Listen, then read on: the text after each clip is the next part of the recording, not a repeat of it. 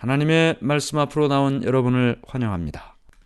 오늘은 67강 23장 두 번째 강의 70일의 예언 해석이라는 제목으로 함께 말씀을 나누겠습니다. 지난 시간 우리는 예수님께서 하나님의 나라가 가까웠다고 가르치시는 말씀을 보았습니다. 때가 찼고 하나님의 나라가 가까웠으니 회개하고 복음을 믿으라. 유대 지방의 말씀을 전하셨죠. 지도자들은 말씀을 받아들이지 않았습니다. 그들에게 가장 많은 말씀이 주어졌는데 그들은 말씀을 받아들이질 않았습니다. 그들이 만일 말씀을 받아들였다면 그들이 맨 처음으로 예수 그리스도를 전하는 전도자가 되었을 텐데 그 특권을 잃어버렸습니다. 오히려 평범한 사람들, 무식하고 랍비들에게 멸시받았던 그 사람들이 예수님의 말씀을 받았고 그리고 예수님의 전도 사업을 돕는 자가 되었습니다. 때가 찼다. 오늘 우리가 배우는 이 70일에 대한 예언을 배우면 이 말씀의 의미를 우리가 명확하게 알 수 있습니다. 구약시대 때 예언된 메시아가 이 땅에 온다고 약속된 그때가 되었다는 것이죠. 그때가 되었으니 하나님의 나라가 가까웠으니 회개하고 복음을 믿으라. 하나님의 나라는 그 당시 유대인들이 생각했던 세상적인 나라가 아니고 영적인 나라다. 예수님을 개인의 구주로 영접하면 마음속에 은혜의 왕국이 세워지는데 그 왕국으로 들어가라 라는 말씀이죠. 그러므로 예수님께서 주신 그 말씀을 우리가 생각하면서 오늘 우리 70일에 관한 예언을 함께 살펴보도록 하겠습니다. 70일에는 다니엘서 9장에서 설명을 하고 있습니다. 다니엘서 9장 25절. 그러므로 너는 깨달아 알지니라. 예루살렘을 중건하라는 영이 날 때부터 기름 부음을 받은 자 곧 왕이 일어나기까지 7일에와 62일에가 지날 것이요 그 곤란한 동안에 성이 중건되어 광장과 거리가 세워질 것이며. 우리가 아는 것처럼 이 다니엘서는 많은 부분이 예언으로 기록되어 있고 또 그 예언은 다 상징으로 기록되어 있습니다. 그러므로 이 모든 것들을 예언과 상징이라는 것을 생각하면서 우리가 연구할 필요가 있습니다. 그러므로 너는 깨달아 알지니라. 예루살렘을 중건하라는 영이 날 때부터 해서 이 예언 70일에라는 이 예언이 언제부터 시작하는 그 기산점을 설명하고 있습니다. 언제부터요? 예루살렘을 중건하라는 영이 날 때부터. 역사에 보면 예루살렘 성이 무너진 이후에 다시 재건되는 일들이 몇 차례 나옵니다. 그런데 여기 보면 그 예루살렘을 중건하라는 명령이 날 때부터라고 그랬어요. 그러면 예루살렘을 중건하라는 명령이 언제 났나? 그걸 우리가 알아야 되지 않겠습니까?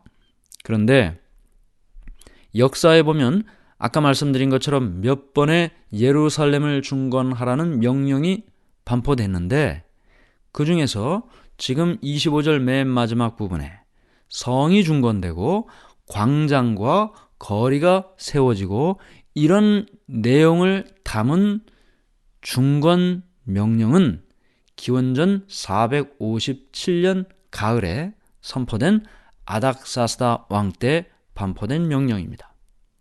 그러니까 예루살렘을 중건하라는 명령이 내려진 그때 기원전 457년부터 70일의 예언을 계산하라는 것입니다. 이 70일에 관한 예언은 특별히 우리가 예수님의 탄생 시기를 먼저 살펴볼 텐데요. 여기 일해라는 말은 일주일입니다. 하루, 이틀, 사흘, 나흘, 닷새, 엿새, 일해라고 하지 않습니까? 일해라는 것은 7일, 한 주일을 말하는 말인데 7일에, 62일에 또는 70일에라는 말은 여기에다가 7을 곱해야 정확한 날수를 계산할 수 있는 것입니다. 그런데 우리가 이 예언을 연구할 때 기억해야 할 중요한 원칙이 하나가 있습니다. 연일 원칙이라고 하는데요. 하루를 1년으로 계산하는 원칙입니다. 아무 때나 그렇게 하는 것이 아니고 예언의 연대를 계산할 때 하루를 1년으로 계산한다는 것입니다. 에스겔 4장 6절에 이렇게 말씀이 기록되어 있습니다. 그 수가 차거든 너는 오른쪽으로 누워 유다 족속의 죄악을 담당하라. 내가 내게 40일로 정하였나니 하루가 1년이니라. 하루는 1년이라고 그랬죠. 자, 그러면 이제 우리가 여기 다니엘서에 기록된 70일에 이 일회를 어떻게 계산해야 된다고요? 하루를 1년으로 계산해야 된다. 자, 계산을 해보겠습니다. 7일회와 62일회가 지난다 그랬습니다. 그렇게 지난 다음에 기름 부음을 받은 자 왕이 일어난다 그랬어요. 그러면 7일회면 7 곱하기 7이죠. 7일회니까 49일인데 1일은 1년이니까 49년. 62일에는 62 곱하기 7을 하면 434입니다. 그래서 49년 더하기 434년 하면 483년이라는 기간이 나옵니다. 483년이 지나면 왕이 태어난다는 것이죠. 그러면 기원전 457년 가을 예루살렘을 중건하라는 영이 나는 그때부터 483년을 더하면 몇 년이 됩니까? 기원전이니까 뒤로 457년을 갔어요. 그럼 앞으로 483년을 가면 몇 년이 돼요? 근데 우리가 이 계산을 할 때 기원전 1년에서 기원 후 1년으로 갈 때 중간에 0년이 없습니다. 그러니까 1을 더해야 돼요. 연대를 계산할 때는. 그럼 484를 더하면 몇 년이 됩니까? 27년 가을이 됩니다. 그럼 27년 가을, 서기 27년 가을에 어떤 일이 일어나는 거예요? 기름 부음을 받은 자, 곧 왕이 일어나는 것입니다. 서기 27년 가을에 어떤 사건이 있었습니까? 예수님께서 30세가 되신 그 해에 침례를 받으셨습니다. 하늘에서 성령이 임했습니다. 서기 27년에 구주로서 공생애를 시작하셨습니다. 그러므로 다니엘서 9장 25절에 7일회와 62일회가 지나면 기름 부음을 받은 자 곧 왕이 일어난다라는 구약의 예언이 정확하게 예수님께서 침례를 받으심으로 공생애를 시작하시는 요단강의 침례 사건으로 성취된 것입니다. 자, 이렇게 예수님의 탄생에 대한 예언은 우리가 살펴봤고요. 그 다음에 예수님의 죽음도 여기에 같이 예언이 되어 있습니다. 다니엘서 9장 27절. 그가 장차 많은 사람들과 더불어 한 일해 동안의 언약을 굳게 맺고 그가 그 일해의 절반에 제사와 예물을 금지할 것이며 또 포악하여 가증한 것이 날개를 의지하여 설 것이며 또 이미 정한 종말까지 진노가 황폐하게 하는 자에게 쏟아지리라 하였느니라 하니라. 여기 이제 69일회가 다 지나갔으니까 이제 몇 일회가 남았습니까? 한 일회 남았습니다. 이 전체가 70일회거든요. 그런데 예수님이 탄생하실 때 69일회가 지났을 때 예수님이 탄생했어요. 그럼 71회 중에 69일회 지나갔으니까 한 일회 남았어요. 그런데 그 한 일회의 절반에 7년이죠. 한 일회면 7년의 절반이면 3년 반이 지나가는 것 아닙니까? 3년 반이 지났을 때 제사와 예물을 금지하는 사건이 나타난다. 그러면 27년 가을부터 3년 반이 지나면 언제가 되는 겁니까?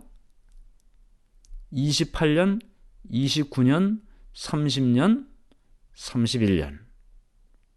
가을부터 시작해서 3년 반이니까 거의 4년이 되는 것이죠. 그러니까 31년이 돼요. 31년에는 무슨 사건이 있었나요? 예수님께서 십자가에 달려 돌아가시는 사건이 있었습니다. 그러면 십자가에 달려 돌아가시는 31년에 어떤 일이 일어난다고요? 제사와 예물을 금지한다. 예수님이 십자가에 달려 돌아가신 이후에 더 이상 구약시대를 통해 예수님을 상징했던 성소제도, 또 양을 잡아 제사 지내는 모든 제도, 구약의 절기를 비롯한 모든 제도들 더 이상 필요하지 않습니다. 왜냐하면 실체 되신 예수님께서 이 땅에 직접 오셨기 때문에 예수님을 상징했던 것은 더 이상 필요하지 않아요. 그래서 마태복음 27장 50절 51절에 이렇게 말씀이 기록되어 있습니다. 예수께서 다시 크게 소리 지르시고 영혼이 떠나시니라.